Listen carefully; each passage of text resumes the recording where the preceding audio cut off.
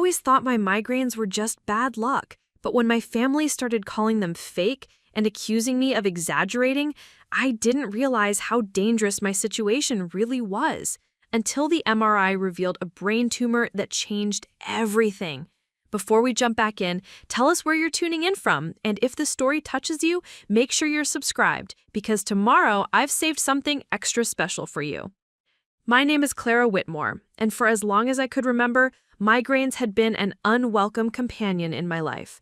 They weren't occasional headaches you could brush off with an aspirin. These were blinding, nauseating storms that made my eyes see stars and my stomach turn upside down. Growing up in a small town in Ohio, I learned early on that showing vulnerability often invited ridicule rather than support. And unfortunately, my family was no exception. My parents, my younger brother, even my cousins, they all had a way of dismissing what they couldn't see. "You're just imagining it," my mother would say, brushing past me in the kitchen while I doubled over in the living room. "Stop overreacting," my brother would chime in, rolling his eyes as though my suffering was some inconvenient nuisance. I tried explaining that migraines weren't just headaches, they were neurological storms, but it often fell on deaf ears. At school, my teachers were slightly more understanding, giving me passes to the nurse's office, but even there, the questions lingered. "Are you sure you're okay? You don't look sick." Those words stung almost as much as the pain itself, and they planted a seed of doubt in my own mind. Was I exaggerating? Was it possible that my body was just being dramatic, like my family insisted? By the time I turned 22, I had developed a system. I kept a journal of every episode, time of day, triggers, duration, intensity, and even the exact medications I tried. I started to notice patterns, a particular kind of light, certain smells, even stress from schoolwork or work shifts could trigger the onset. But explaining this to my family was like talking to a wall. They mocked the charts I kept, saying I was obsessed with being sick. Family dinners often turned into minefields. I would wince at the fluorescent lights overhead, already feeling the migraine creep in, and my father would scoff. "Why are you making that face again? You don't look sick." My brother would smirk, whispering to a cousin, "She's just faking it so she can skip chores." I felt trapped between the pain I couldn't control and the disbelief surrounding me, and the loneliness it created was almost as heavy as the migraine itself. Despite the constant ridicule, I persisted. I still went to class, worked my part-time job at the local bookstore, and tried to maintain friendships, though it was exhausting to constantly explain why I couldn't hang out sometimes, or why I needed to sit in a dark, quiet room for hours. My best friend, Jenna, was the only person who seemed to fully understand. She would call me on days I couldn't leave my apartment, leaving voicemail after voicemail until I felt well enough to answer. "You're not weak, Clara," she would say, and for a brief moment, I believed her. But even Jenna couldn't help me when my own family's words echoed in my head, making me question my own experiences and sanity. The dismissals became a background noise to my life, one that I couldn't escape, no matter how careful I was to avoid conflict. One evening, after a particularly brutal episode that left me vomiting in the bathroom sink, my mother stormed in. "Clara, this is ridiculous. You're making a scene over nothing again," she snapped, wringing her hands as though my suffering were her own personal embarrassment. My father shook his head from the living room, muttering about how I needed to toughen up. Even my brother, who I used to confide in as a child, laughed cruelly. "Maybe if you stopped being dramatic, the headaches would go away." The words cut deeper than any migraine ever could. That night, curled in my bed with the lights off, I realized that I could no longer rely on my family for validation. My migraines were real, but proving that to them seemed impossible. I started wondering if I was somehow cursed with both the pain and the disbelief that accompanied it. It was around this time that a new doctor at the clinic, Dr. Nathaniel Reese, entered my life. Unlike the others who had dismissed me, he asked detailed questions, examined my symptoms meticulously, and never made me feel like a hypochondriac. He suggested we schedule an MRI, something I had never dared request before. I hesitated, knowing my family would scoff even harder, but something in his tone, the seriousness, the concern, pushed me to agree. The week leading up to the MRI was a whirlwind of fear, anticipation, and a strange sense of hope I hadn't felt in years. I felt like a soldier preparing for battle, not knowing what I would find, but knowing that I could no longer ignore the reality of my body's warnings. That MRI, I sensed, was going to change everything. And deep down, I feared it would finally give my family the undeniable proof they had refused to acknowledge all these years. The days following the MRI appointment felt like walking through a fog of anticipation and anxiety. I returned home to the same dismissive atmosphere I had been enduring for years, but now there was a quiet tension beneath it, almost as if my family sensed that something significant was coming, though none of them admitted it. My parents carried on with their routines, yet every glance, every half-smile, hinted at impatience or frustration with my continued focus on my health. My father's usual sarcasm seemed sharper, my mother's sighs heavier, and my brother's teasing edged toward impatience rather than amusement. I tried to act normal, preparing dinner, checking emails, keeping the house in order, but every movement was shadowed by the persistent, dull throb in my temples that never seemed to fade completely. It had become part of my identity, a silent constant in the background of every task, every conversation. Even now, hours after a migraine had subsided, I could feel the lingering pressure, like a low hum beneath my skull, reminding me that my body had its own narrative, one my family refused to acknowledge. At work, the migraine had its own language. The smell of old books and the fluorescent lighting in the bookstore often triggered the first hints of nausea and vertigo. Customers' conversations blended into a painful hum, each word and sentence hammering into my head, until I had to close my eyes behind the counter, holding my breath and wishing for silence. Colleagues whispered behind my back, assuming I was exaggerating, and though none of them spoke as harshly as my family, the skepticism was just as isolating. I learned to time my breaks carefully, to strategically place myself near the cooler or in a back room, and to use water and deep breathing as shields against the migraine's onset.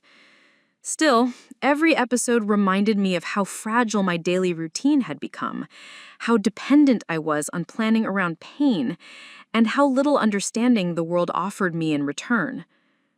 At home, the tension was different. My family's dismissals had evolved into a more passive-aggressive form of judgment. When I excused myself from chores or social obligations due to the migraines, my father would mutter under his breath about being weak or seeking attention. My mother would roll her eyes and whisper to herself about overdramatic children, even as she glanced in my direction to make sure I heard. My brother had escalated from teasing to outright ridicule, joking with friends on the phone about how I pretended to be sick just to get out of family game night. These constant micro-assaults left me mentally drained, and I started to internalize a dangerous question. Maybe they were right. Maybe I was overreacting, exaggerating, or worse, imagining the intensity of the pain. But every time the migraine hit, relentless and uninvited, the memory of the nausea, the blurred vision, and the spinning dizziness reaffirmed that this was not a fabrication. My body knew the truth, even if everyone else refused to see it. In this oppressive atmosphere, I started to notice subtle shifts in my own coping mechanisms. I became quieter, more guarded, measuring my words and planning my movements as though any wrong step might provoke another round of scorn. I avoided family gatherings whenever possible, citing work or errands, and I refused to discuss my migraines unless absolutely necessary. My journal became my confidant, the pages filled with symptom logs, sketches of pain patterns, and notes about potential triggers. Writing it down gave me a semblance of control, a tangible record of my suffering that I could cling to when the world around me treated it as invisible. It also served as a reminder that my experiences were valid, that my migraines were not a weakness or a performance. Preparing and narrating this story took us a lot of time, so if you are enjoying it, subscribe to our channel. It means a lot to us. Now, back to the story. One afternoon, as the late summer sun streamed through the kitchen window, I sat at the table with my journal open, meticulously noting the onset of a migraine that had begun mid-morning. My mother hovered nearby, pretending to fold laundry, but clearly watching me. And my father had just returned from his office shift, his coat slung over one arm. My brother wandered in, phone in hand, muttering about a new video game release, clearly not concerned with my presence. I felt the familiar surge of tension in my head, the warning signs that the migraine was escalating, and I closed my eyes, pressing my palms against my temples. "Clara, seriously?" My mother said sharply, her voice slicing through my attempt at calm. "You've been at this all morning. Can't you just get over it for once?" Her words were intended to provoke, and they succeeded, sending a wave of frustration mixed with despair through me. I wanted to scream, to make them understand that this was not a matter of willpower, but instead I bit my tongue, holding back tears that threatened to betray my vulnerability. It was during moments like these that the MRI loomed large in my mind. The doctor's recommendation echoed over and over. "We need to investigate further." That phrase carried weight, urgency, and a hint of fear I couldn't ignore. I knew that scheduling the MRI would confirm more than just my symptoms. It could validate my suffering in a way that no explanation or argument ever could.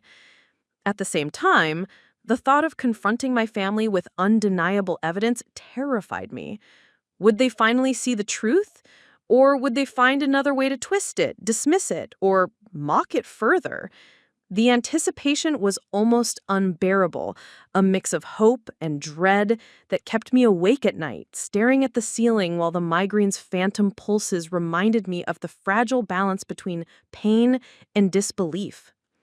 Despite their constant dismissal, I began preparing mentally for the inevitable confrontation. I thought about how I would explain the doctor's recommendation, how I would present the facts if my family continued to belittle me, and how I would maintain my own composure in the face of ridicule. In a strange way, this preparation empowered me. I realized that the migraines had not only tested my physical endurance, but also forced me to develop resilience, patience, and strategic thinking. Even as the tension in my head intensified, I felt a flicker of determination. Perhaps this MRI could be the turning point, the moment when years of skepticism and dismissal could no longer overshadow the truth. The morning of the MRI arrived with a strange mix of apprehension and resignation. I woke up feeling the familiar, dull throb of a migraine creeping in, a reminder that my body had its own timetable and would not wait for anyone's convenience. My parents were uncharacteristically quiet as I prepared, their expressions unreadable as they watched me pack a small bag for the hospital. My brother barely glanced up from his phone, scrolling through social media as though my day didn't exist outside of the walls of our home. Even with the skepticism and ridicule surrounding me, I felt a strange sense of clarity that morning. A realization that this appointment wasn't just another routine medical procedure. It was a chance to uncover the truth not just for myself, but for everyone who had refused to see the reality of my suffering. As I left the house, the late summer sun casting long shadows on the driveway, I felt a flicker of determination. Today might finally end the years of doubt and mockery that had haunted me since adolescence. Driving to the imaging center, I tried to focus on my breathing, on each turn of the wheel, as if the physical act of driving could anchor me in the present and keep the storm of anxiety at bay. The city streets were busy with the hum of commuters, a soundtrack that contrasted sharply with the silence I craved inside the MRI suite. Once I arrived, the receptionist greeted me politely, unaware of the personal significance of the appointment. I changed into the hospital gown. The scratchy fabric against my skin only intensified my discomfort, and was led into the room where the MRI machine waited like a silent sentinel. I lay down on the sliding table, the cold surface pressing against my back, and the technician adjusted the equipment around me with practiced efficiency. She said, "Just try to stay still. It'll take about 45 minutes." I nodded, forcing a smile that didn't reach my eyes, trying to mask the tremor of fear beneath my calm exterior. As the machine began its work, the loud, rhythmic banging filled the room, each thump echoing inside my skull in a way that made me flinch. I closed my eyes, pressing my hands against my temples, wishing I could disappear into the quiet darkness of my mind. The migraine seemed to pulse in time with the MRI's mechanical rhythm, amplifying the discomfort and making each minute stretch into eternity. My thoughts raced, bouncing between hope and dread. What if the results were normal? What if the doctors found nothing and I returned home to the same disbelief, the same ridicule, as though my suffering had been imagined? The idea of facing my family again, knowing they would accuse me of exaggeration, was almost unbearable. Yet, beneath the fear, there was a stubborn thread of resolve. I had waited years for validation, and I would face whatever came next with courage, even if they refused to understand. When the procedure finally ended, the technician helped me off the table, and I felt a mix of relief and lingering apprehension. I dressed quickly, my hands still shaking from the experience, and scheduled a follow-up appointment to receive the results. The days that followed were a haze of waiting, each one stretching longer than the last. I returned to work, to my routines, to the same fluorescent lights and murmuring customers, but the shadow of the MRI hung over me, coloring every interaction and every migraine flare-up with anticipation. My family continued their dismissive behavior, oblivious to the silent storm brewing within me. My mother would sigh loudly when I sat in the darkened living room saying, "You're taking this way too seriously." My father would mutter about wasting time and money, and my brother's smirks and whispered jokes cut deeper than ever. Yet, each day I clung to the knowledge that the truth was already captured in the machine's magnetic resonance, waiting for the moment it would reveal itself. Finally, the day of the follow-up arrived, and I found myself sitting in Dr. Reese's office, my hands clutching the edge of the examination table, knuckles white from tension. The air smelled faintly of antiseptic, a sterile reminder that the truth could be both clinical and life-altering. Dr. Reese entered, carrying a folder of my images, his expression serious yet calm. "Clara," he began, setting the folder on his desk, "we need to discuss the results of your MRI." My heart skipped a beat. The words felt heavier than anything my family had ever said, weighted with an authority that no dismissal or ridicule could negate. As he opened the folder, flipping through the detailed images, I felt a cold wave of fear and disbelief wash over me. My eyes scanned the scans as he pointed out irregularities, trying to understand what I was seeing, what it all meant. "Clara," he said gently, yet firmly, "there is a mass in your brain. It's a tumor, and while we need to run more tests to determine its type and severity, this explains the migraines, the nausea, the visual disturbances, everything you've been experiencing. It's real and it's serious." The words hit me like a physical blow, a mix of validation and terror colliding in one instant. Finally, after years of being dismissed, my suffering had a tangible cause. The migraines weren't fake, they weren't exaggerated, they were symptoms of something dangerous, something my body had been trying to communicate long before anyone believed me. I felt a rush of conflicting emotions.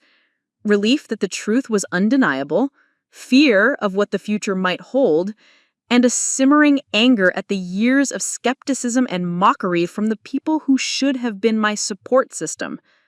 Leaving the clinic, the world seemed simultaneously sharper and more fragile.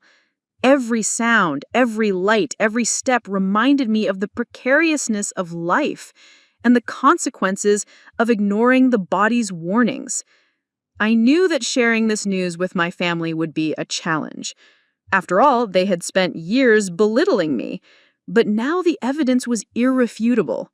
The MRI had captured what my words, my journal, and my symptoms could not, the undeniable reality of my condition. I braced myself for the confrontation, knowing that this revelation would change everything. The migraines, once dismissed as trivial, had become a symbol of resilience, a catalyst for truth that could no longer be denied. And for the first time in years, I felt a strange sense of empowerment, knowing that the storm inside me had finally been seen and that the world, starting with my family, would have to confront it as well. The moment I stepped back into the house after the MRI results, the air seemed to thicken with anticipation, though no one admitted to feeling it. My parents were in the living room, my father scrolling through his tablet, my mother folding laundry with her back to me, as if pretending that life had continued normally while I had been away. My brother was slouched on the couch, earbuds in, oblivious, or pretending to be, to the gravity of my day. I carried the folder with the scans and Dr. Reese's notes in my hands, feeling the weight of it almost physically, a mixture of dread and determination pressing against my chest. For years, I had endured mockery, disbelief, and accusations of being dramatic, and now I held the irrefutable proof in my grasp. The question of how to confront them loomed over me like a storm cloud. I knew that once I revealed the scans, there would be no going back. This was the point of no return, where the truth would force acknowledgement, whether they liked it or not. "Clara, are you okay?" my mother asked cautiously, finally turning to face me. Her voice held an unusual softness, a tentative edge that immediately made me suspicious. I didn't respond right away, instead letting the folder slide onto the coffee table, opening it just enough for the first few images to be visible. My father glanced up, brows knitting together, sensing the seriousness in the room, and my brother peeked over his phone, curiosity replacing his usual smirk. I took a deep breath, feeling the migraines' echoing pulse in my temples, and began to speak. "These are the results from my MRI," I said, my voice steady despite the tension coiling in my chest. "Dr. Reese found a tumor in my brain. This is why the migraines haven't been going away, why the nausea and the vision problems have been getting worse. It's not something I've been making up. It's real." For a long moment, there was only silence. My mother's hands froze mid-fold, her eyes widening as she stepped closer, staring at the images as though seeing them could somehow reconcile years of dismissal with the present reality. My father set down his tablet, the lines around his mouth tightening, a shadow of guilt flickering in his eyes. My brother's jaw dropped slightly, his phone falling to the couch beside him as the weight of the revelation sank in. It was as if the room itself had paused, holding its breath in response to the undeniable proof now lying between us. I watched each of their reactions carefully, noting the shift from casual disbelief to stunned acknowledgement. Their previous mockery, their dismissive words had finally collided with something irrefutable, something that demanded recognition. My mother's voice trembled as she spoke. "Clara, I didn't know." Her words were fragile, unsteady, as if admitting ignorance after years of insistence that I was exaggerating was almost unbearable. My father's usual sarcasm and critique were absent, replaced by a quiet, contemplative silence. My brother, usually the most vocal in his ridicule, finally found his words, though they were hesitant. I guess I didn't realize how serious this is." None of them spoke about the years of disbelief, the accusations, or the mocking tones that had pierced my confidence, but the acknowledgement of the truth was a start. The scans, once just images in a sterile hospital room, had become a mirror reflecting the reality they could no longer deny. The point of no return had arrived. The family could no longer ignore the existence of my illness, and my own voice, backed by irrefutable evidence, could finally be heard. Over the next few days, the atmosphere at home shifted, subtly but noticeably. My parents began accompanying me to follow-up appointments, a quiet show of support that had been absent for so long. My father, who had previously scoffed at my need for rest, now offered to drive me to the hospital, his silence speaking more than any words ever had. My brother fussed over meals and arranged our home so that I had quiet spaces to rest, a stark contrast to the constant interruptions and demands that had characterized our previous routines.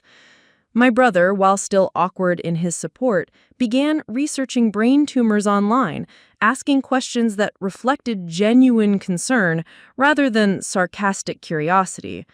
These changes, though small, marked a beginning of a slow reconciliation between reality and acknowledgement.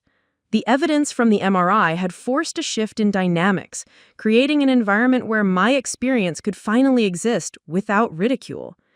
Despite this initial progress, the weight of the truth was not without its complications. I now faced the challenge of navigating their guilt, their tentative concern, and the unspoken tension that lingered in every interaction. Every gesture of support carried a subtle undercurrent of shame for past disbelief, and I had to balance my own need for care with the residual hurt from years of mockery. The migraines continued, relentless as ever, but now they existed in a space where the reality was recognized, even if fully understanding it was still a process for my family. I found myself oscillating between relief and frustration, grateful that they could no longer dismiss me, yet still wary of the emotional remnants of years of skepticism. During this period, I also became more proactive about my health. I researched specialists, read academic articles, and asked Dr. Reese detailed questions about treatment options, prognosis, and possible outcomes. I began to assert myself in conversations with family and medical professionals alike, no longer shrinking under the weight of disbelief. The MRI had not only revealed the tumor, but also revealed the hidden truth about my own resilience and determination. The point of no return had been crossed. I could no longer ignore my condition, nor could I allow it to be minimized by others. The family had seen the undeniable evidence, and now the responsibility shifted to all of us to confront the reality, make decisions, and face the uncertainty together. By the end of the week, the household routines had subtly shifted. The once dismissive family dinners now included questions about how I was feeling, reminders to take medications, and discussions about upcoming tests. The tension in the air, though still present, had transformed from ridicule to cautious vigilance. The MRI had served as a turning point, marking the moment when the external world, the family unit, could no longer ignore that was painfully obvious to me for years. The stage was now set for the next phase of the journey, gathering the evidence and facing the deeper opposition that would test not only my physical endurance, but my emotional fortitude as well. Even after my family began to acknowledge the reality of my migraines and the tumor, life didn't suddenly become easier. The truth, once revealed, brought a new set of challenges, not only in managing my health, but in navigating the subtle opposition that emerged in unexpected ways. Friends, colleagues, and even distant relatives who had previously been supportive now began offering unsolicited advice or judgment disguised as concern. "Are you sure you need all these tests? Maybe it's just stress," one coworker suggested, glancing over my shoulder as I filled out forms for a follow-up neurology appointment. Another asked if I'd considered alternative remedies before relying on doctors, implying doubt about the legitimacy of the diagnosis. Even people who had once expressed empathy now seemed to question my judgment, and their skepticism, though veiled in polite phrasing, added a mental burden nearly as heavy as the migraines themselves. I found myself constantly defending my choices, my medical decisions, and my very experience, a process that left me exhausted yet resolute. Meanwhile, the migraines persisted with an almost perverse regularity. Some days the pain flared so suddenly that I couldn't function, leaving me doubled over on the floor, unable to speak or even move without nausea washing over me. These episodes became both a physical and psychological battleground. Each time, I had to decide whether to call a doctor, cancel plans, or risk exposure to those who still questioned the severity of my condition. Even my own confidence wavered in these moments. I would lie in the darkened bedroom, counting breaths, measuring the pulse of Cain, and silently reassuring myself that this too was real, that it wasn't weakness or theatrics, but a symptom of something serious, something my body had been signaling for years. The MRI had confirmed the truth, but living with it day by day required more endurance, more courage than I had ever anticipated. At work, the rising opposition became more pronounced. My manager, initially sympathetic, began questioning whether my frequent absences were impacting the team. "Clara, I understand you're dealing with migraines, but we need consistency," she said one morning, frowning at calendar showing several missed shifts. The implication was clear. My illness, though real, was inconvenient, and my professional reliability was being subtly undermined. I felt the familiar sting of frustration and disbelief, echoing the dismissal I had faced at home for so long.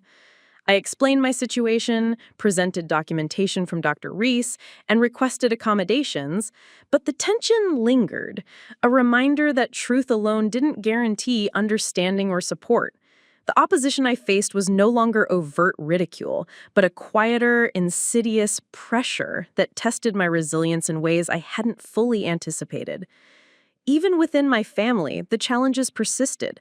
My parents, though attentive, struggled to reconcile their past disbelief with the present reality. Conversations that once flowed easily now carried undercurrents of guilt and apprehension. My mother, for instance, hovered over me during migraines, fussing over water, medications, and comfort measures, but her tone often carried an unspoken frustration. "Why didn't you tell us sooner? We would have understood." Her words, though meant to show concern, also reminded me of the years of dismissal, reopening emotional wounds that had barely begun to heal. My father's attempts at support were similarly complicated, alternating between quiet acts of care and awkward silences that spoke louder than words. Even my brother, who had started researching online, often slipped into defensive arguments, insisting he was trying to help while simultaneously reminding me of his own boundaries and limitations. The dynamics were fragile, the balance between empathy and past grievances precarious, and I had to navigate it carefully to avoid reigniting old conflicts. In the midst of this rising opposition, I began to document everything more meticulously. Every migraine, every conversation, every reaction from friends, colleagues, and family became part of a growing record that I hoped would serve both as validation and as a tool for advocacy. I developed a system for logging symptoms, attaching medical notes and noting the responses, or lack thereof, from the people around me. It became both a coping mechanism and a form of preparation, a way to arm myself against the subtle skepticism and doubt that persisted despite the undeniable MRI results. With each entry, I strengthened my own understanding of my body and my experiences, even as I faced the ongoing challenge of convincing others to see the truth without judgment. During this period, I also faced practical challenges that incentivized the pressure. Scheduling appointments around work, managing medications, and preparing for possible surgery required meticulous planning. Even small flare-ups could derail entire days, forcing cancellations, rescheduling, and explanations that were often met with thinly veiled skepticism. The coordination of medical care became a constant balancing act, a juggling of responsibilities that demanded focus and endurance. Every step, every decision carried weight, and every migraine reminded me of the precariousness of my situation. The burden was not just physical, it was emotional, social, and logistical, testing every facet of my resilience. Despite these mounting challenges, moments of clarity and determination emerged. I began advocating for myself more assertively in medical settings, asking detailed questions about treatment options, potential side effects, and long-term outcomes. I sought out support groups, connecting with others who had faced similar challenges, and found solace in hearing stories that mirrored my own. These connections reinforced my understanding that my experiences were valid, that my migraines were not exaggerations, and that the tumor diagnosis was only the beginning of a journey toward reclaiming control over my health and my life. By the end of this period, I realized that the rising opposition, both subtle and overt, was not just a barrier to understanding, it was a test of endurance and advocacy. Every skeptical glance, every insinuating comment, every frustrated sigh became part of the crucible shaping my resolve. I learned that truth alone was not enough. It required persistence, careful communication, and the courage to confront doubt head-on. The migraines, once dismissed, had become catalysts for resilience, teaching me to navigate a world that often misunderstands pain and illness, while simultaneously preparing me for the deeper revelations and confrontations that lay ahead. The day Dr. Reese finally called me with the results from the additional tests felt like standing at the edge of a precipice, waiting to see whether I would fall into despair or step into clarity. I remember gripping the phone so tightly that my knuckles whitened, the persistent thrum of a migraine in the background threatening to drown out every word. "Clara, the pathology report is back," Dr. Reese said, his tone calm but weighted with gravity. I held my breath, bracing myself for whatever verdict was about to define the next phase of my life. "The tumor is malignant, but the good news is that it's in an early stage and operable. We have a strong plan for treatment, and if we act quickly, we have a very high chance of recovery." Relief surged first, sharp and overwhelming, washing over the years of doubt, ridicule, and pain. Then a wave of fear followed almost immediately. Suddenly, the stakes were no longer abstract. The reality of my situation was undeniable. The migraines, the nausea, the blurred vision, all of it had a name, a tangible enemy inside my brain, and now I had a path to confront it. The following hours were a blur of scheduling appointments, preparing documentation for work, and coordinating with my family in ways I hadn't done before. I felt an odd mix of empowerment and vulnerability. The MRI and pathology report provided undeniable proof that could not be dismissed, yet simultaneously exposing me to the emotional weight of what lay ahead. Sharing the news with my family was no longer a question of validation, it was a necessity. I called my mother first, her voice trembling as I recounted the findings, her disbelief and guilt hanging thickly in the air. "Clara, I'm so sorry," she whispered, and I could hear the catch in her voice, a raw acknowledgement of years of neglect and doubt. My father, when I told him later that evening, was silent for a long moment, finally muttering, "I should have listened. We should have done more." My brother, surprisingly, was composed but earnest, asking the right questions, expressing concern without sarcasm or ridicule. The undeniable proof had stripped away the pretense of ignorance and forced them into a confrontation with reality that no amount of denial could soften. Even with my family finally acknowledging the truth, the external reality of my condition pressed relentlessly. I met with Dr. Reese and the surgical team to discuss the next steps, each conversation more technical and precise than the last. They explained the tumor's location, the risks of surgery, potential side effects, and the rehabilitation process afterwards. I listened carefully, taking meticulous notes, asking clarifying questions, and beginning to understand the complexity of the challenge before me. The migraines, once the primary symptom, now served as a constant reminder that time was pressing, that the body's warning signals could not be ignored. Each flare-up became both a symptom and a motivator, pushing me to adhere to treatment plans and prepare mentally for what was to come. At work, the undeniable proof from the MRI and pathology report forced a shift in attitude among colleagues. Requests for accommodations were no longer met with subtle skepticism. Instead, there was a noticeable increase in support, though sometimes awkwardly expressed. The manager who had questioned my reliability now offered to adjust schedules, and coworkers asked if there was anything they could do to help lighten the workload. It was a strange reversal. Years of disbelief and doubt replaced with tentative support, but it highlighted the paradox of truth. Even undeniable evidence does not erase the past, yet it has the power to reshape the present. My social life, too, began to reflect the impact of the major revelation. Friends who had once questioned the legitimacy of my migraines now expressed concern and curiosity about my treatment options, offering to accompany me to appointments or help with errands. Some admitted that they had thought I was exaggerating, and I found myself both frustrated and relieved by their honesty. Their acknowledgement, forced by the unarguable evidence of my condition, created a fragile but important bridge of understanding that had been impossible to construct in previous years.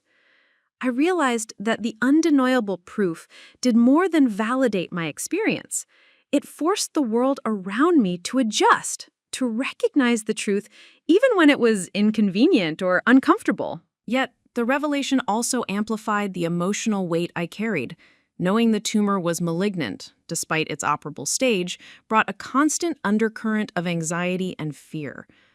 I began to confront the fragility of life in ways I hadn't before, grappling with questions about mortality, the unpredictability of recovery, and the potential for lingering complications. Every decision, from scheduling surgery to managing migraines in the interim, became a test of mental and emotional endurance. The undeniable proof had not eliminated the struggle, it had intensified it, demanding a level of resilience and courage I wasn't sure I possessed. In this period, I also began preparing my family for the practical and emotional realities of treatment. Conversations shifted from validation to logistics. Who would drive me to appointments, how to manage meals and household responsibilities, and how to maintain normalcy in the face of uncertainty. Each discussion was layered with emotion, guilt, and cautious optimism, forcing all of us to navigate uncharted territory together. The undeniable proof from the MRI and pathology report had not only confirmed my suffering, but had catalyzed a collective responsibility, reshaping family dynamics and creating a new framework for support. By the end of that week, a sense of clarity settled over me, even as the migraines continued to remind me of the precariousness of my situation. The undeniable proof of the tumor, combined with a concrete treatment plan, had transformed the way I understood both my condition and the reactions of those around me. I felt empowered in a way I never had before, armed with knowledge, evidence, and the beginnings of a support network finally aligned with reality.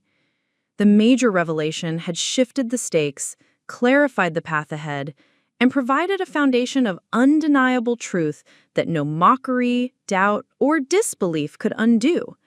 For the first time in years, the migraines and the tumor were no longer just sources of isolation, they were catalysts for resilience, clarity, and a redefined sense of purpose. The days following the pathology report were some of the most emotionally exhausting I had ever faced.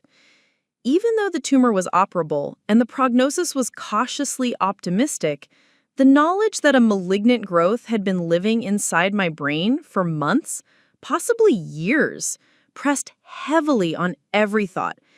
Each migraine felt like a countdown, a reminder that my body had been silently signaling a danger I had no choice but to confront. It wasn't just about physical pain anymore. It was about claiming ownership of my life and my health, about stepping into a role I never wanted but could no longer avoid. For years, I had shrunk under the shadow of ridicule and disbelief, letting my family's words dictate the validity of my suffering. But now, the undeniable evidence had shifted everything, and the weight of choice pressed down with the force of inevitability. I had to decide whether to fully embrace my voice, share the reality of my situation, and demand that my family, my friends, and even the world around me acknowledge what had been happening in silence. I remember the morning I made the choice vividly. The migraine had started early, sharp and insistent, leaving me lying in the dim light of my bedroom while my parents moved through the house in cautious, tentative routines. I could feel the familiar pulse behind my eyes, the nausea creeping like a tide, yet beneath it all, a simmering determination grew. I realized that avoiding confrontation would no longer serve me. Years of hiding, explaining, and defending my experience had brought me to this point. The tumor was not just a medical condition, it was a symbol of every ignored warning, every moment of ridicule, and every dismissal I had endured. I had to speak up, not just about the migraines, not just about the tumor, but about the journey I had lived through, the courage I had found, and the truth that demanded acknowledgement. Encouraged, I continued the same conversation with my father, who listened in silence before asking detailed questions about treatment, risks, and the medical process ahead. His responses were cautious, measured, and tinged with guilt, a reflection of his realization that he had once minimized my suffering, now confronted by undeniable evidence. I could sense the internal conflict within him, the clash between long-held assumptions and the unavoidable reality laid bare by medical proof. My brother was next, initially hesitant, unsure how to navigate the confrontation, yet his concern became genuine and practical as he asked how he could support me, how he could help manage appointments and home logistics during the treatment period. Speaking the truth aloud, laying bare the full reality of my journey, was terrifying but liberating. It forced acknowledgement not just from others, but from myself, reaffirming that I had the right to occupy space, to demand care, and to assert my own needs. With the choice to speak fully made, I also began preparing my broader circle of friends and acquaintances. I posted a carefully written message on social media, summarizing my diagnosis, the reality of the migraines, and the support I needed moving forward. Responses varied. Some were immediate and empathetic, offering assistance and words of encouragement, while others were hesitant, skeptical, or awkward. The undeniable proof from the MRI and pathology report provided the foundation for these interactions, giving me authority and confidence to assert the reality of my experience in a world that often minimized invisible suffering. Every response reinforced the gravity of my choice to speak and demonstrated that while truth could not guarantee comfort, it demanded recognition. Even in private moments, the migraine served as a persistent reminder that the battle was far from over. Each flare-up tested my resolve, forcing me to navigate both the physical pain and the emotional repercussions of having fully revealed my reality. Yet, with each episode, I found my courage solidifying. The choice to speak had shifted the balance of power. No longer could my family or my social circle dismiss my experiences, nor could I minimize my own suffering. The tumor, once a silent intruder, had become a catalyst for reclamation, of agency, of voice, and of acknowledgement. The decision to speak also carried practical consequences. I began scheduling surgery consultations, treatment plans, and follow-ups, each appointment a tangible affirmation of the choice I had made. My family, now aware and accountable, participated more actively, helping coordinate logistics and offering support in ways that once seemed impossible. The migraines, the hospital visits, and the looming operation had become shared experiences rather than isolated battles. My choice to speak had not only reclaimed my narrative, but had transformed relationships, forcing those around me to confront their past skepticism while creating space for authentic support moving forward. By the end of this week, I felt a quiet, steady determination take root. The choice to speak, to confront both my family and the world with the undeniable truth, had redefined my role in my own life. No longer was I the passive sufferer, subject to ridicule and disbelief. I had become an active participant in my care, a voice demanding acknowledgement, a presence that could no longer be dismissed. The migraines, once symbols of weakness or exaggeration, had become markers of resilience and catalysts for truth, shaping a new path forward that balanced vulnerability with strength, fear with empowerment, and the undeniable reality of my body with the courage to claim it. The mounting pressure began almost immediately after I chose to speak, an invisible weight that followed me from the hospital corridors to the quiet rooms of my home. With the truth laid bare, the dynamics I had long navigated carefully shifted dramatically, and not all of it was comforting. My family, though now supportive, wrestled with their own guilt, occasionally lashing out in subtle ways that reminded me of the years of disbelief I had endured. My mother's concerns sometimes morphed into overbearing supervision, hovering over my daily routines in a way that felt both protective and suffocating.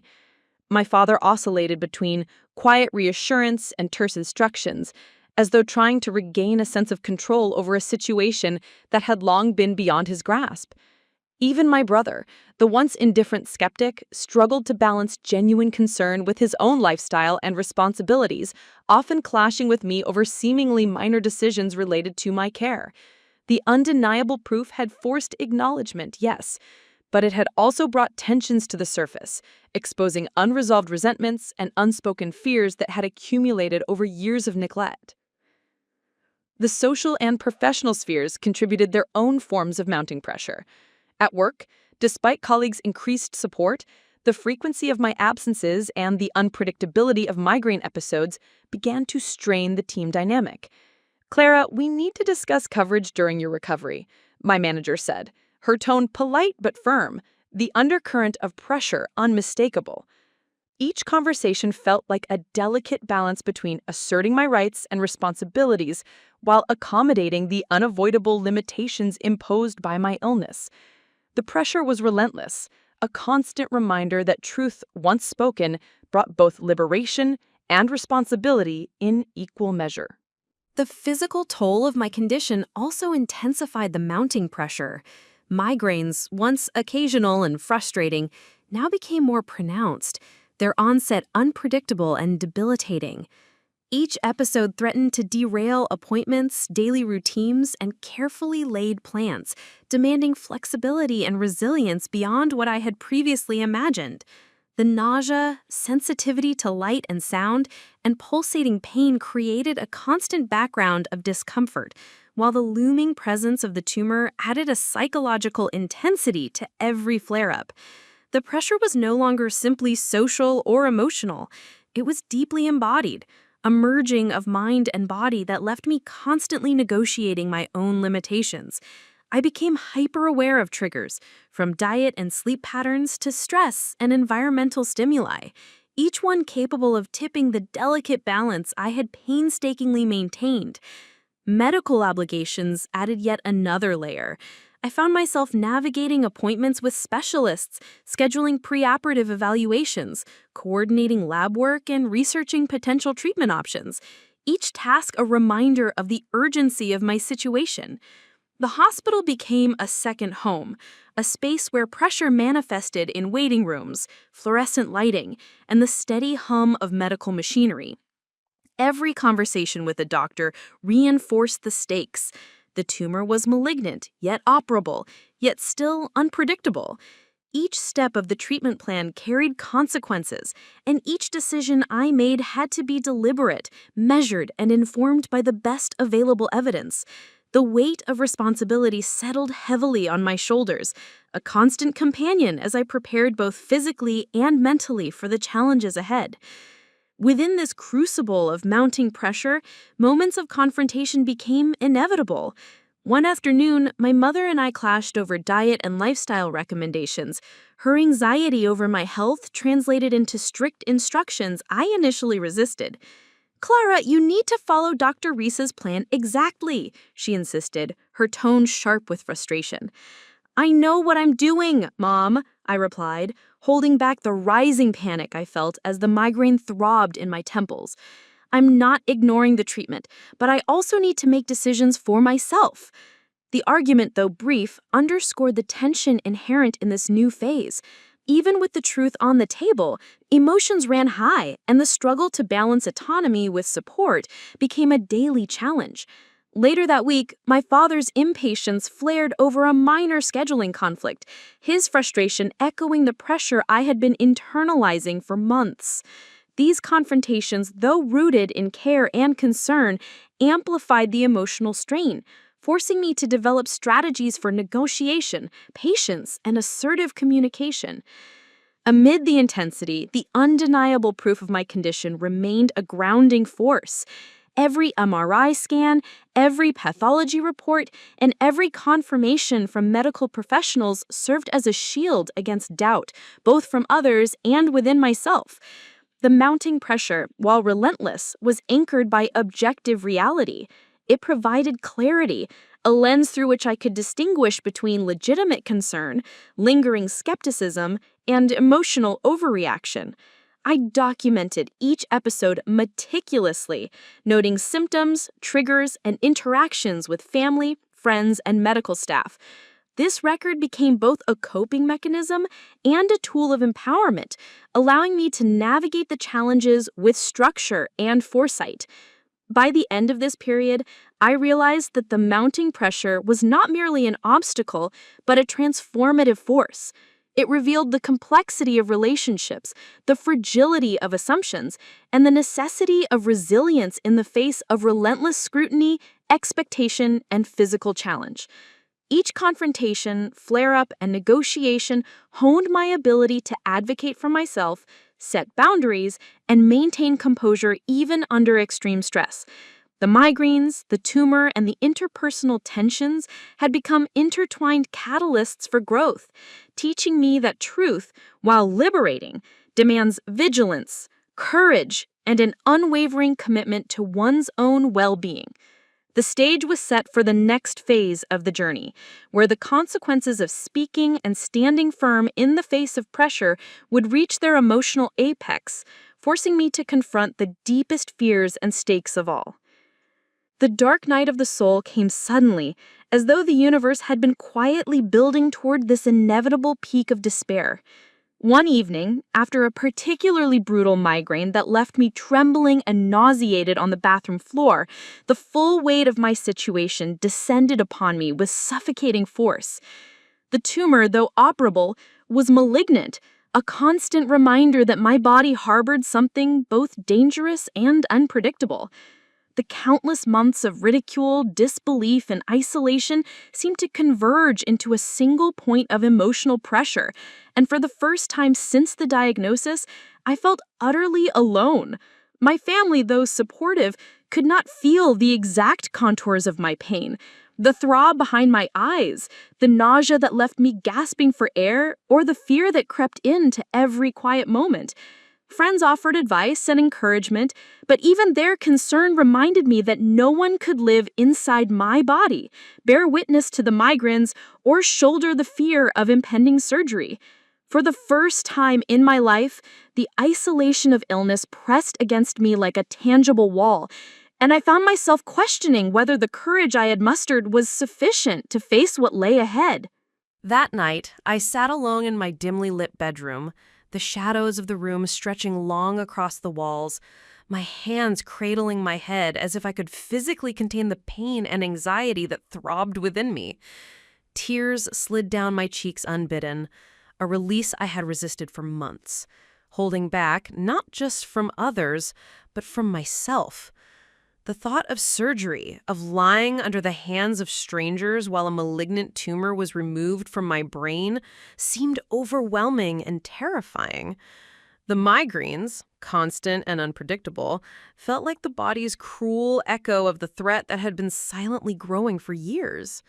In that moment, I realized that the emotional burden of my journey, the years of skepticism, the recent confrontations, the constant self-advocacy, was heavier than I had acknowledged. The truth, though undeniable, did not ease the suffering. It amplified it, forcing me to grapple not only with the medical reality, but with the emotional scars left by a lifetime of dismissal. Over the next several days, the consequences of speaking up fully became starkly apparent. Conversations that had once been tense but manageable now carried an undercurrent of fear, guilt, and heightened expectations. My mother hovered more closely, offering care that sometimes felt intrusive, her worry translating into subtle pressure that exacerbated my migraines. My father's attempts at support were uneven, sometimes reassuring, sometimes impatient. His own anxiety about the surgery reflecting back onto me in small but potent ways. Even my brother, who had been diligent in helping coordinate appointments, occasionally snapped in frustration over logistical conflicts, reminding me that while my illness demanded attention, it could also strain familial bonds. The undeniable proof of my condition had brought validation, but it had also brought consequences. Emotional turbulence, heightened scrutiny, and a newfound pressure to navigate relationships with patience, clarity, and strength I wasn't sure I possessed. At work, the consequences were equally tangible. My frequent absences and the unpredictability of my migraines became points of tension despite medical documentation and proactive communication. "Clara, we need to finalize coverage for your shifts while you're in treatment," my manager reminded me one morning.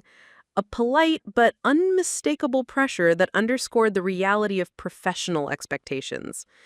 Each migraine flare-up now carried not only physical pain, but the looming knowledge that my absence could inconvenience others, that my illness could inadvertently create conflict, and that my needs, though legitimate, had practical consequences for those around me. Balancing these pressures against the necessity of self-care became a daily struggle, amplifying the emotional weight of my diagnosis and forcing me to confront the limits of my endurance. The isolation of these weeks was compounded by moments of introspection when I wrestled with the long shadow of past disbelief and mockery. Memories of family dinners where my complaints were dismissed, friends' sarcastic remarks, and the inner turmoil of wondering whether I was imagining the pain resurfaced with a sharp intensity. The dark night of the soul was not just about fear of the tumor or the surgery. It was about reconciling decades of invalidation with the reality of my present vulnerability. Every migraine, every faint nausea, every blurred vision became a reminder of both the physical stakes and the emotional scars I carried. The loneliness was profound, not in the absence of people, but in the impossibility of transferring the totality of my experience to anyone else. Even those who loved me could not fully inhabit the space of my suffering, leaving me with a raw, private confrontation with my mortality and fragility. In the midst of this emotional tempest, I found myself questioning choices I had made, whether I had spoken too soon, whether I had asked for support too assertively, whether my insistence on asserting the truth had created conflict rather than understanding. Each internal question was amplified by physical discomfort, a migraine that pulsed in rhythm with the self-doubt that gnawed at my mind. But beneath the despair, a thread of determination persisted, subtle but unbreakable. The tumor existed. The truth existed. And while the consequences of speaking and acting were immense, the alternative, silence, denial, or retreat, was no longer an option. This realization, both terrifying and galvanizing, formed the foundation for what would come next, a confrontation not only with the tumor, but with the forces, external and internal, that had shaped the journey of disbelief, dismissal, and now undeniable truth. As the week progressed, the dark night of the soul became a crucible in which both my fear and my courage were forged. I began to organize support systems, reaching out to friends, colleagues, and family in a deliberate effort to share responsibility, reduce isolation, and prepare for the surgery ahead. Each interaction, each act of delegation, was a reclamation of agency, a conscious choice to engage with the reality of my illness rather than hide from it. I realized that this lowest point, though painful and fraught with emotional turbulence, was also a pivotal moment of preparation, the emotional reckoning necessary to step into the next phase of confrontation and resolution. The migraines, the fear, the isolation, they were all part of the process, a reminder that true courage is often forged in the depths of vulnerability and that the path to recovery and vindication would require confronting the darkness head on. The day of the surgery arrived with a gravity I had not fully anticipated. The hospital corridors, usually bustling and impersonal, seemed to narrow around me, each step echoing the weight of the choice I had made months before to confront my truth fully. The migraines, which had once felt like my body's secret warnings, had become my constant companions, a reminder of the stakes involved and the urgency of the path I had chosen. As I changed into the hospital gown and sat on the edge of the bed, waiting for the anesthesiologist and surgical team, a wave of emotions swept over me. Fear, determination, exhaustion, and a quiet, steely resolve. This was the culmination of a journey that had begun with years of dismissal, ridicule, and isolation, and it was now unfolding into a tangible confrontation with reality. Every step of preparation, every conversation, every documented symptom and consultation had led to this moment, the point where the truth I had fought to have acknowledged would be tested against the most immediate and undeniable reality of all, my own survival. My family was by my side, the atmosphere a mixture of tension, guilt, and tentative support. My mother held my hand, her fingers trembling slightly, as if the simple act of contact could somehow transfer reassurance. My father stood quietly, his eyes betraying a mix of fear and pride, the lines on his face deepened by weeks of worry and reflection. My brother hovered near the door, his usual irreverence muted, replaced by a visible effort to offer practical support without intruding on the gravity of the moment. For the first time, I fully recognized the extent to which my truth, the migraines, the tumor, the years of dismissal, had reshaped not only my life, but theirs as well. The undeniable proof I had finally presented months ago had forced recognition. And now, as the reality of surgery loomed, that recognition was translating into active participation, an alignment of concern and action that had previously been absent. The preoperative team briefed me with clinical precision, explaining every step of the procedure, the anesthesia, and the expected recovery process. Each detail, while technical, became a marker of my agency, a way to assert control over circumstances that could easily feel overwhelming.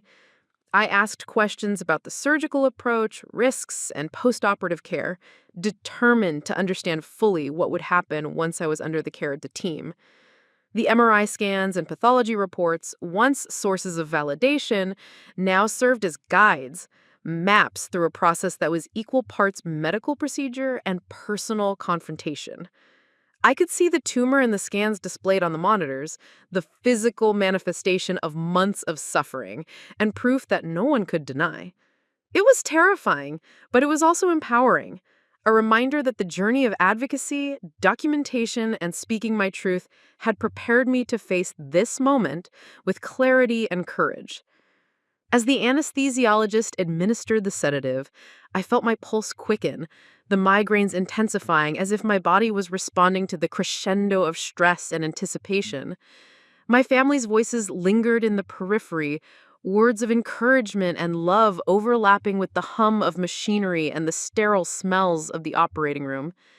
The weight of the years I had endured, the mockery, disbelief, and dismissal seemed to press against me. Yet beneath that weight, a resilient core of determination anchored me. I thought of every migraine I had endured in silence, every moment I had explained and defended my suffering, every instance when I had documented symptoms and confronted doubt. All of it led to this confrontation, this moment where the truth was no longer abstract or debated, it was immediate, embodied, and inescapable. The procedure itself, though performed under anesthesia, became a symbol of the ultimate confrontation between truth and denial. The surgical team moved with precision, guided by scans and expert judgment, removing the tumor that had silently grown within my brain for months.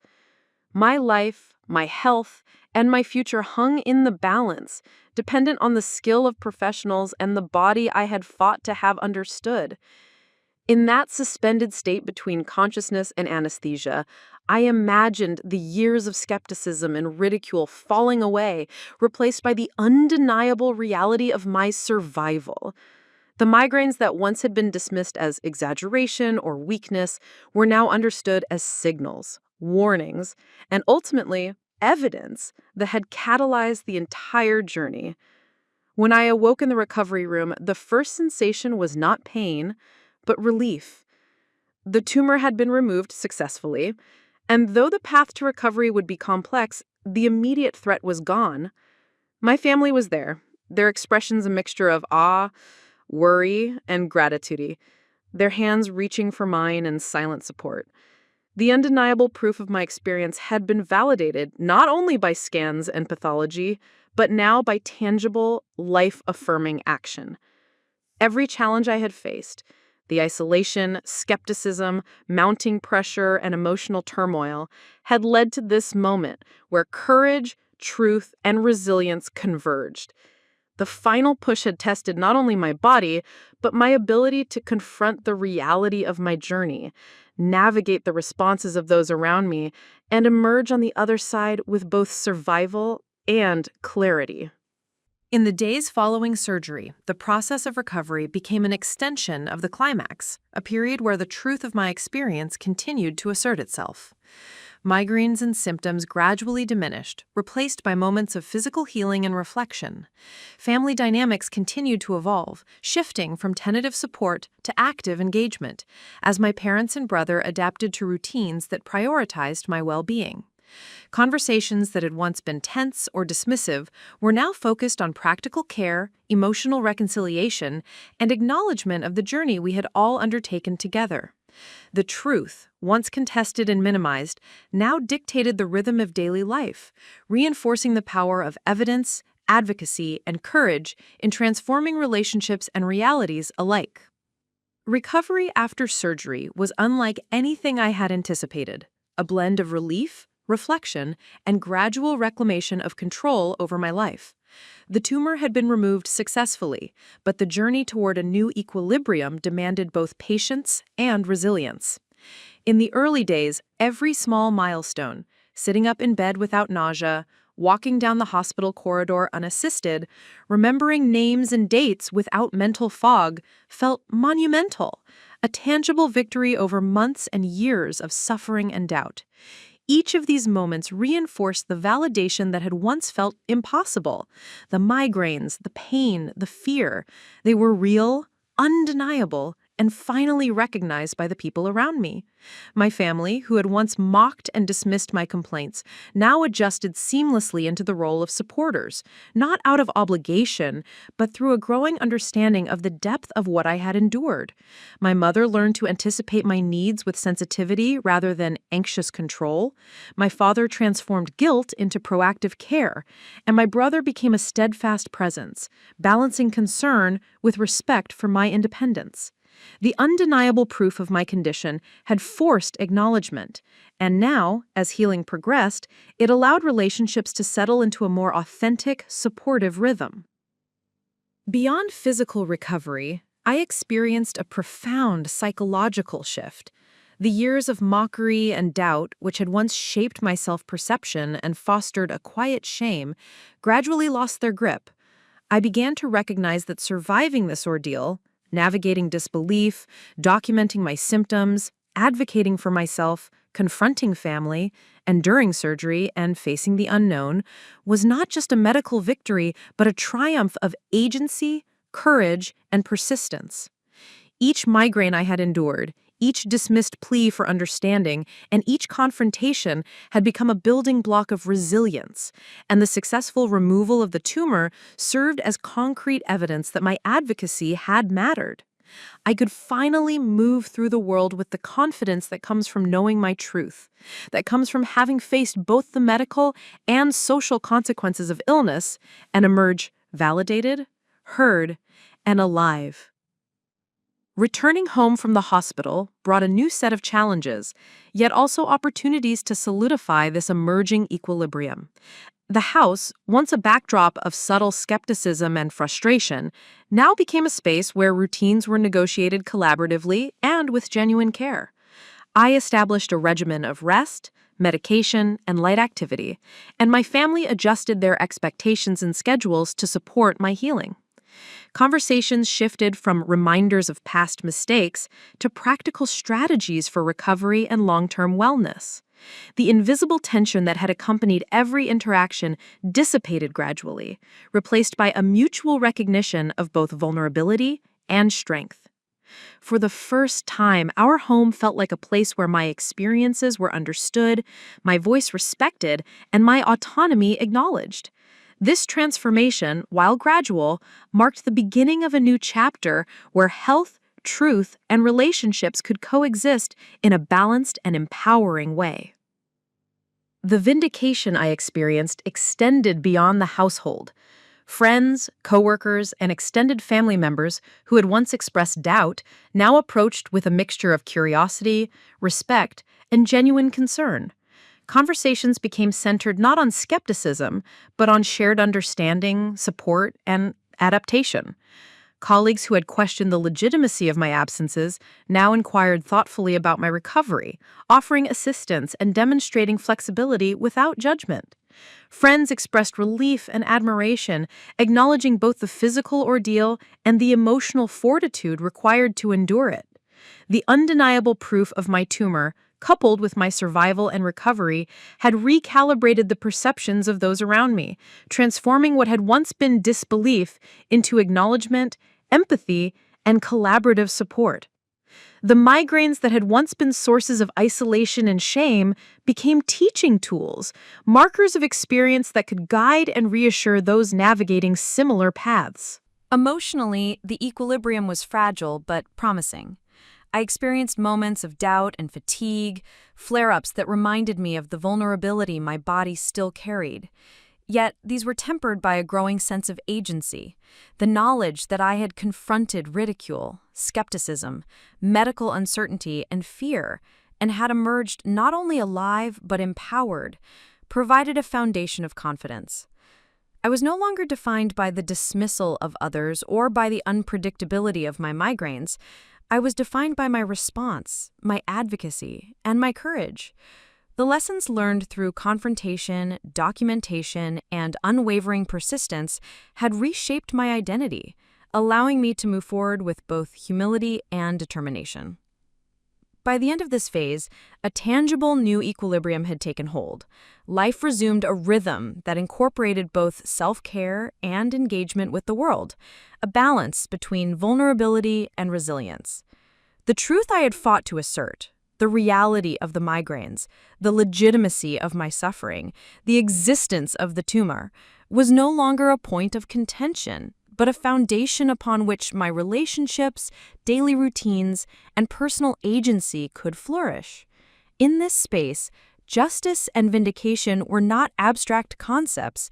They were living, daily experiences manifested in recognition, understanding, and the thoughtful care of those around me. I had reclaimed my voice, validated my experience, and emerged from the crucible of disbelief and illness with both freedom and responsibility, poised to embrace a life informed by truth, courage, and the enduring power of resilience. Months after the surgery, I found myself standing in the sunlight streaming through my kitchen window, a cup of tea warming my hands, reflecting on the journey that had brought me to this moment. The migraines, once relentless tormentors and sources of doubt, had faded into occasional reminders of the struggle I had endured, their intensity diminished by both medical intervention and the resilience I had cultivated.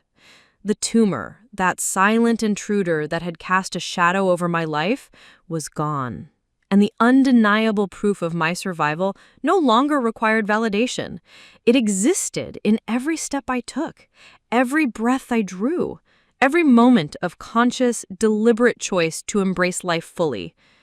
The transformation was not only physical, but emotional, social, and spiritual, a complete reconfiguration of my identity, and the relationships that had once been fraught with skepticism and doubt. I had reclaimed my voice, validated my experience, and emerged from the crucible of disbelief and illness with both freedom and responsibility, poised to embrace a life informed by truth, courage, and the enduring power of resilience. Family life, once tense and laced with misunderstanding, had settled into a rhythm that reflected mutual respect, empathy, and collaboration. My mother, who had spent years oscillating between doubt and worry, now approached each day with a measured balance of care and trust, supporting me without encroaching on my autonomy. My father, whose guilt had been palpable in the immediate aftermath of the diagnosis, transformed his concern into consistent, tangible assistance, participating fully in routines and check-ins without judgment. Even my brother, once skeptical and occasionally dismissive, had become a steadfast ally, balancing his support with recognition of my independence and decisions. The undeniable proof of the tumor and my recovery had recalibrated the dynamics of our family, establishing a foundation of trust and acknowledgement that allowed us to navigate challenges with a new sense of unity. The relational transformation, though gradual, reinforced the broader theme of my journey, that truth, once asserted and recognized, can reconstruct not only personal identity, but also the fabric of the relationships that shape daily life. Socially, the changes were equally profound. Friends who had once questioned the legitimacy of my migraines now approached with genuine concern, their interactions informed by both empathy and admiration for the resilience I had demonstrated. The workplace, which had previously been a source of settled tension and skepticism, now operated with increased awareness and flexibility, colleagues adjusting responsibilities and schedules to accommodate my needs while respecting my professional contributions. Conversations shifted from doubt to understanding, from judgment to support, and from indirect skepticism to tangible, actionable collaboration. Each interaction became a testament to the power of evidence, advocacy, and persistence, a living example of how speaking the truth and asserting one's experience can reshape the perceptions and actions of others. I also began to find purpose in extending my experience beyond personal recovery, reaching out to support communities, advocacy groups, and online networks for individuals dealing with chronic migraines, invisible illnesses, or skepticism from family and society. Sharing my story became both cathartic and empowering, a means of transforming private struggle into public support.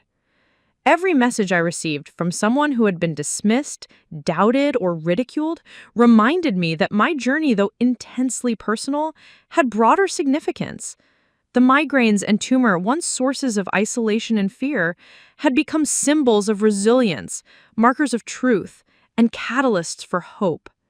I realized that the power of my transformation lay not only in survival, but in the capacity to illuminate the path for others, demonstrating that courage and persistence can overcome disbelief, skepticism, and even profound physical challenges. Emotionally, I had entered a space of stability and empowerment that I had previously thought impossible.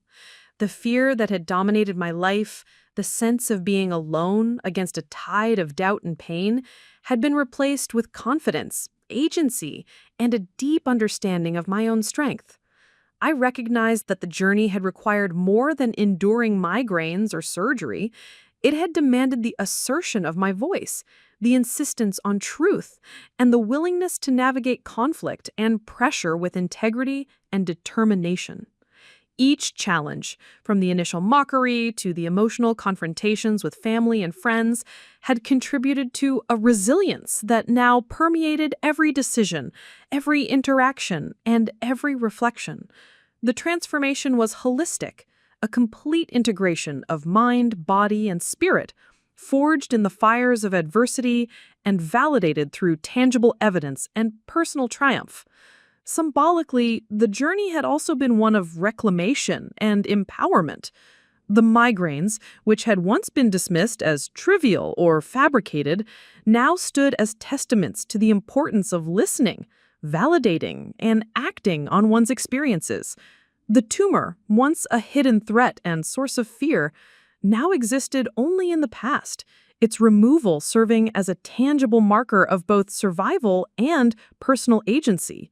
I found joy in small, intentional actions, savoring sunlight, preparing meals with care, walking through the neighborhood without fear of sudden incapacitation, and participating fully in social and professional life. Each act reinforced the reality that my transformation was complete, that the years of struggle had culminated not in defeat or resignation, but in empowerment, clarity, and purpose. Looking ahead, I felt an enduring commitment to live with intentionality, advocacy, and courage. The lessons of my journey, speaking truth in the face of skepticism, documenting experience, asserting agency, and navigating pressure with resilience would guide not only my own life, but also the ways I engaged with others. I had become a living testament to the power of perseverance, the value of undeniable proof, and the transformative potential of facing adversity with unwavering determination. My migraines no longer dictated my life. They were part of a narrative I had authored, a chapter I had completed and learned from.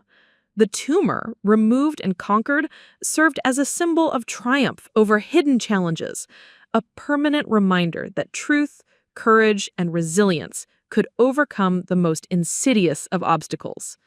In that moment, standing in the sunlight, I understood fully that the journey had reshaped me entirely. I was no longer the girl dismissed and ridiculed for invisible pain. I was Clara, survivor, advocate, and witness to the power of truth. The transformation was complete, physical, emotional, relational, and spiritual, and the life ahead, though uncertain in its own ways, was firmly anchored in empowerment, purpose, and hope. The migraines, the tumor, the skepticism, and the struggles of the past had all contributed to the person I had become. And in that realization, I found peace, purpose, and a message I carried proudly. The power of truth is unstoppable, and resilience, forged in adversity, can illuminate paths for both oneself and others. Up next, you've got 2 more standout stories right on your screen. If this one hit the mark, you won't want to pass these up.